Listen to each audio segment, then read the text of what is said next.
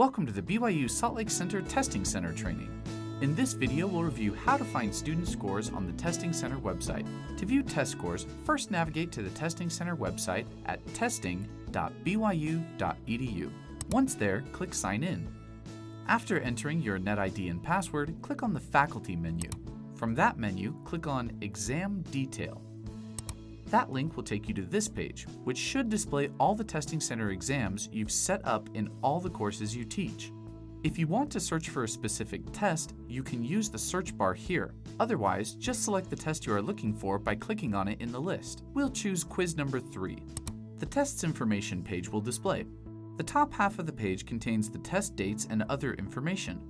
At the bottom is a list of all the students who have already taken the test, along with their scores and other information about their test experience.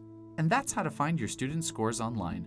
Be sure to watch our other videos to learn more about what the Testing Center website has to offer.